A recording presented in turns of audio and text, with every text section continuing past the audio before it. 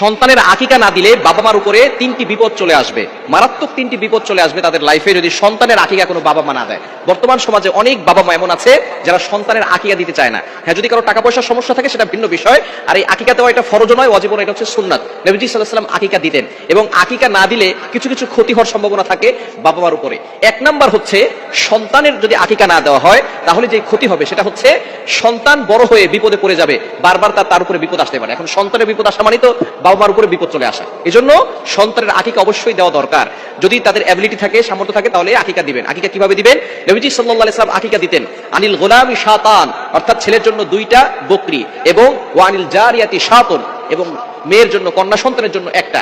এখন এখানে ছেলের জন্য 2টা কেন আর মেয়ের জন্য 1টা কেন? এটা এই জন্য, ছেলেরা বাহিরে থাকে বেশি, তাদের বিপদ আপদ বেশি হতে পারে, এই জন্য ছেলেদের জন্য আকিকা করতে হয় 2টা। আর মেয়েরা যেহেতু ঘরে থাকে, বিপদ আপদ কম থাকে, এই জন্য তাদের জন্য আকিকা দিতে হয় 1টা। এই জন্য আকিকা যদি কোনো বাবা মা সন্তানের জন্য না দেয়, এই সন্তানদের উপরে মাঝে মধ্যে বিপদ চলে আসে। সন্তান অসুস্থ হয়, বড় হওয়ার পরে রোড ঘাটে চলাফেরা করে, অনেক সময় অ্যাক্সিডেন্টের সমস্যা থাকতে পারে, বিভিন্ন ধরনের বিপদ তাদের ভিতরে চলে আসতে পারে। এই জন্য অবশ্যই যাদের অ্যাবিলিটি আছে সন্তানের জন্য আকিকা দিয়ে দিবেন।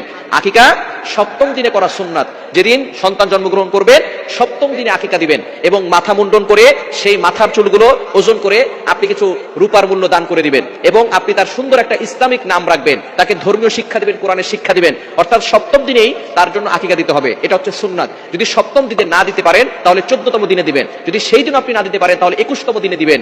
যদি 21তম দিনে না দিতে পারেন, এই পর্যন্ত সুন্নত, বাকি পরের দিন দেওয়া জায়েজ আছে, যে কোনো সময় আপনি দিতে পারেন।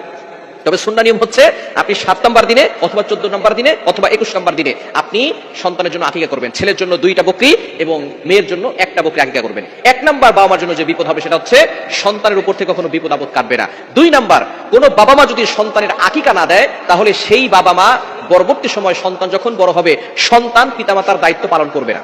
ভালো করে শুনে রাখেন, যে সমস্ত বাবা মা সন্তানের আকিকা দিচ্ছেন না, টাকা পয়সা থাকার পরেও আপনি আপনার দায়িত্ব পালন করেন নাই, এজন্য সন্তান বড় হওয়ার পরে সন্তানও তাদের দায়িত্ব পালন করবে না। সন্তান পিতামাতার বাধ্য হবে না, সন্তান পিতামাতার কথা শুনবে না। অনেকে আমাদের কাছে ফোন দিয়ে বলে, হুজুর আমার সন্তান আমার কথা শুনে না, আমার ছেলে আমার কথা শুনে না, আমার মেয়ে আমার কথা শুনে না। সন্তান জন্মগ্রহণ করার পরে আপনি তার আকিকা দেন নাই, তার দায়িত্ব পালন করেন নাই, এজন্য সন্তান বড় হয়েও আপনাদের দায়িত্ব পালন করছে না। এজন্য অবশ্যই 2য় নাম্বার বিপদ হচ্ছে সন্তান পিতামাতার বাধ্য হবে না। এবং 3 নাম্বার যেটা, সেটা হচ্ছে সন্তান পিতামাতার ব্যাপারে কিয়ামতের ময়দানে শাফায়াত করবে না। অর্থাৎ তারা বলবে যে আমার বাবা মা আমাদের জন্য আকিকা করেন নাই, সুতরাং আমরা আমাদের বাবা মার ব্যাপারে শাফায়াত করব না। এজন্য এই বিষয়ে সতর্ক থাকতে হবে।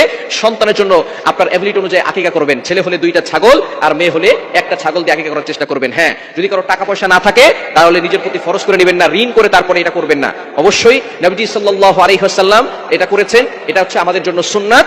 যদি যাদের এবিলিটি আছে তারা অবশ্যই করবেন, এটা